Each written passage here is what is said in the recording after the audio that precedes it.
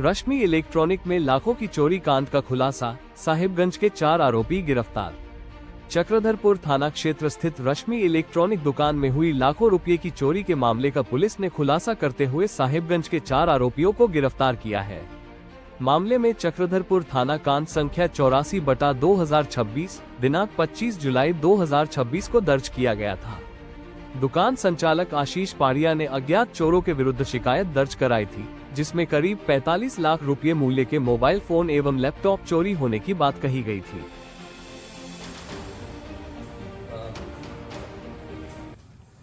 दिनांक 23 जुलाई को चक्रधरपुर थाना अंतर्गत रश्मि इलेक्ट्रॉनिक्स में चोरी की घटना की सूचना प्राप्त हुई थी, जिसके आधार पर आशीष पारिया जो वहां के मालिक हैं, उनके लिखित आवेदन पर चक्रधरपुर थाना में 84/2026 केस दर्ज किया गया था।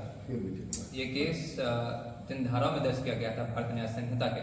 वो धाराएं हैं 303 क्लॉज 2, 111 क्लॉज 1 जो संगठित अपराध की श्रेणी है, जो यहाँ पे मुख्य धारा है और इम्पोर्टेंट रहेगी इसमें। 313, 317 क्लॉज 2, 329 क्लॉज 2, 331 क्लॉज 4 और 3 क्लॉज 5 भारतीय न्याय संहिता की धाराएं हैं। अब इसका बैकग्राउंड ऐसा है कि संगठित अपराध जैसे संगीन मामलों में पश्चिमी सिंहभूम पुलिस शून्य सहिष्णुता रखती है और पुलिस अधीक्षक महोदय के निगरानी में और उनके निर्देश अनुसार में जो भी सूचना मिली थी और घटनास्थल का जो एक विस्तार से निराकरण किया गया था और अध्ययन किया गया था, उसके आधार पर जो भी क्लूज पुलिस को मिले थे एंड टेक्निकल साइड से भी जो अवलोकन हुआ था, आने की ये केस अज्ञात अपराध कर्मियों पर दर्ज किया गया था। लेकिन मात्र 72 घंटे के अंदर हमने इसमें काफ़ी महत्वपूर्ण अरेस्टिंग किए हैं, त्वरित कार्रवाई करके और मल्टीपल जगहों पर साइमल्टेनियस छापामारी करके, रांची में, साहिबगंज में और भिन्न भिन्न जगहों पर, चक्रधरपुर, चाईबासा में जहाँ जहाँ सूचना मिल रही थी वहाँ पर मल्टीपल टीम्स गई थी और मात्र 2 से 3 दिन के अंदर इसमें काफ़ी प्रोग्रेस हुआ है केस। तो घटना कुछ इस प्रकार रची गई थी कि ये एक न सिर्फ अंतर जिला बल्कि एक अंतर राज्य, इंटर स्टेट गैंग है जो ओरिजिनेट करता है साहिबगंज से। अब इनका एमओ काफ़ी कॉम्प्लिकेटेड है, इसमें काफ़ी सारे एलिमेंट्स हैं जो जुड़कर इस तरह के अपराध को अंजाम देते हैं। जो घटना चक्रधरपुर की है, इसमें ऐसा हुआ था कि घटना के दिन से लगभग 10-15 दिन पहले एक व्यक्ति यहाँ पर था जिसने स्पॉट किया कि मेन रोड पर ये इलेक्ट्रॉनिक्स की बड़ी दुकान है और यहाँ पर उन्होंने अपना टारगेट चुन लिया। इसके बाद लगभग 10-12 दिन पहले इसके 2 साथी आते हैं, जिसमें इनका नाम है अलाउद्दीन शेख, उम्र 46 साल, जो राजमहल साहिबगंज का रहने वाला है, और उमर रजा 34 साल, जो वहीं राजमहल का रहने वाला है। ये लोग आए और चोरी का फाइनल प्लान बनाया कि हाँ ये हमारा टारगेट है, इसको हम तरक्की करते हैं, आसपास घूमने लगे, पता करने लगे। एंड जैसे इन्होंने फाइनलाइज कर लिया, घटना के लगभग 10 दिन पहले और लोग आते हैं। महबूब आलम, उम्र 26 साल, ये राधानगर थाना साहिबगंज ज़िले का है, और असराउल हक, उम्र 33 साल, ये भी राधानगर थाना जिला से साहिबगंज से है। ये भी आए और घटना के 4 दिन पहले और लोग जुड़ते हैं। तो लगभग एक बड़ा गिरोह जमा होता है जो सारे जो एरिया है उसका रेकी करता है, खोजता है कि क्या ऐसा पॉइंट होगा जिससे हम दुकान में घुस सकते हैं और चोरी कर सकते हैं। और उनको वो पॉइंट मिला कि दुकान की पहली मंजिल पर पीछे के हिस्से में एक वेंटिलेटर का स्पॉट खुला है जो पेड़ से चढ़ के एक्सेस किया जा सकता है। तो उस हिसाब से उन्होंने प्लान बनाया और उनके पास एक मोटरसाइकिल भी हायर की गई थी एंड उस मोटरसाइकिल को यूज़ करते हुए ये अपना रेकी वगैरह कर रहे थे। अब इसमें घटना के दिन ऐसा होता है कि कुछ लोग बाहर खड़े रहते हैं जो फेरा देते हैं और नज़र रखते हैं, और महबूब आलम और उमर रज़ा, महबूब आलम और उमर रज़ा ये 2 व्यक्ति हैं जो दुकान के अंदर घुसते हैं। और अंदर घुसते ही सबसे पहले जाकर जो DVR होता है, वीडियो रिकॉर्डर डिजिटल CCTV का, वो ये तोड़ देते हैं और उसको सीज कर लेते हैं, ले लेते हैं अपने पास।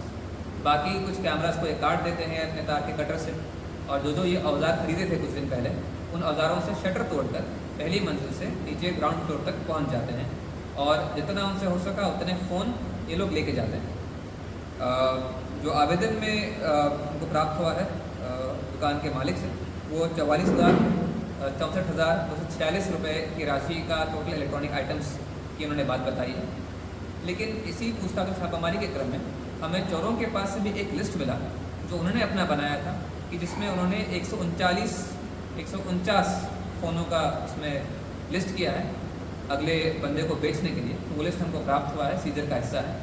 और उनकी तरफ से बताया गया है कि 3 टैबलेट्स और 2 लैपटॉप्स, तो 149 फ़ोन्स, 3 टैबलेट्स और 2 लैपटॉप्स वो लोग चोरी करके निकले थे।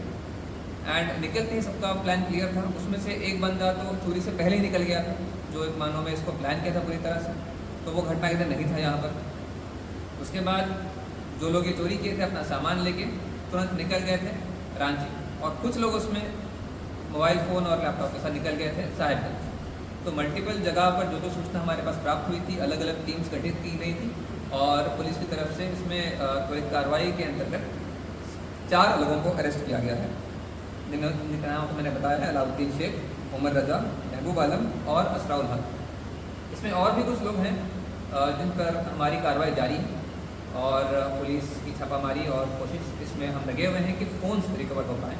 अभी तक जो हमने सीज़ किया है वो सामान ऐसा है कि एक तो वो कागज़ है जिस पर उन्होंने स्वयं लिस्ट बनाया था कि इतने फ़ोन हमारे पास हम अगले बंदे को भेजेंगे, तो वो हमारे पास सीज़र में है।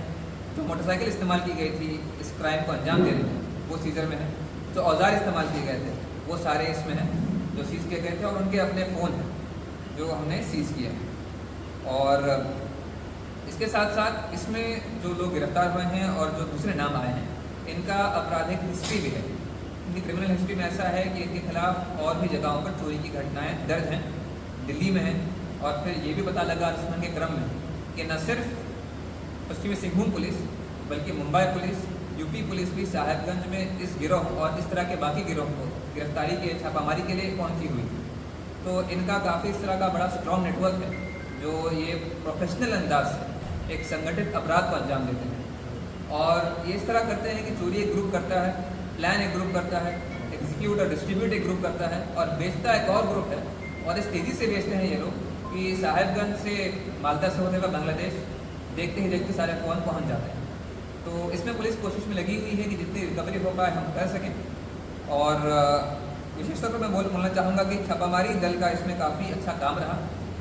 SI अभय जो तकनीकी शाखा देखते हैं, इन्होंने लगातार इसमें अच्छा काम किया, और जो डिटेक्शन हुआ उसमें उनकी काफ़ी अहम भूमिका रही है। उसके अलावा छापामारी दल में न सिर्फ चक्रधरपुर थाना और यहाँ के इंस्पेक्टर बल्कि मुफस्सिल थाना प्रभारी भी इसमें एक लीड लिए थे, और उनका भी अच्छा कार्य रहा। साथ ही साथ मुफस्सिल थाना के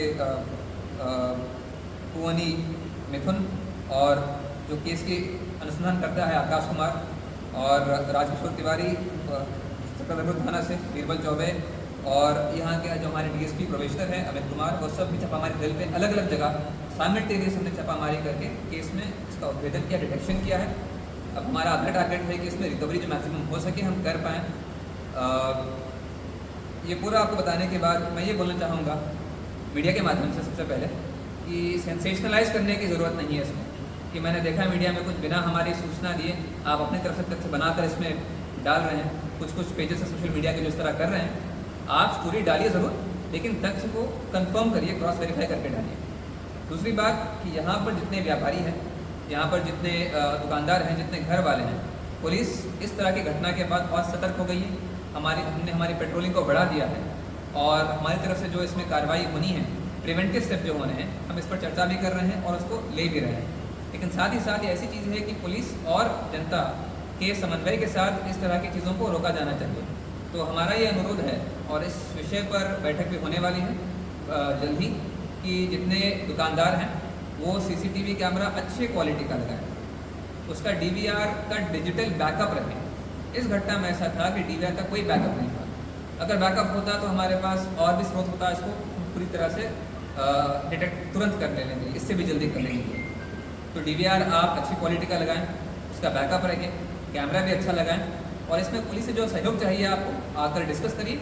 उसमें हम हमारे भी आपको जो टेक्निकल एक्सपर्टीज है, जो इनपुट है, उसमें देंगे। बस मौका नहीं देना चाहिए इस तरह की घटनाओं को वापस से होने के लिए। इस पर हमारी भी गहनता से नज़र है, और हम चाहते हैं कि खास तौर पे जो व्यापारी संगठन है, चेंबर है, और जो यहाँ पर दुकानदार हैं, वो भी इसमें अपनी तरफ से सीसीटीवी कैमराज रोड फेसिंग दोनों तरफ का, एक तरफ का नहीं। 2-4 हज़ार आपका एक्स्ट्रा खर्चा होगा, कोई बात नहीं, लेकिन सबका इसमें बचाव है। तो सब सामूहिक तौर पर इस पर कदम लेंगे तो आगे से इस तरह की घटना कोई नहीं होगी। धन्यवाद। सर एक सवाल बता दें कि साहेबगंज और राजमहल की डेमोग्राफी बांग्लादेश से सटा हुआ और इसका भाषा शैली जो है यहाँ थोड़ा सा डिफरेंस लगा, तो क्या बांग्लादेश कनेक्शन से इसका कुछ रिलेशन वगैरह से कुछ है? इस पर अभी छानबीन जारी है।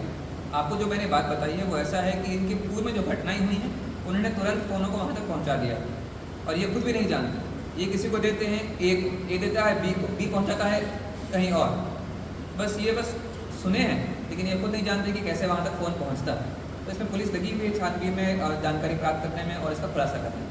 सर आप जैसा बता रहे हैं कि 44 लाख कुछ रुपए का यहाँ पे चोरी हुआ है, अब तक आप लोगों ने कितना फ़ोन रिकवरी या लैपटॉप अपने किया? आपको जैसे मैंने बताया, रिकवरी में अभी हमारे पास वो कागज़ है जो इनकी संलिप्तता दिखाता है, जो कि एविडेंस के तौर पर बहुत काम आएगा। इनको सज़ा दिलाना एंड इम्पॉर्टेंट है, सज़ा दिलाना, क्योंकि अभी तक ये होते हुआ कि चोरी करके आते हैं और इन पर केस होता है लेकिन सज़ा नहीं होती और बेल पर छूट जाते हैं। तो हमारी पूरी कोशिश ये है, और धारा 111 जो नए कानून का नया प्रावधान है जो पहले नहीं था वो अब इन पर लगा है, जो पहले नहीं लगा था।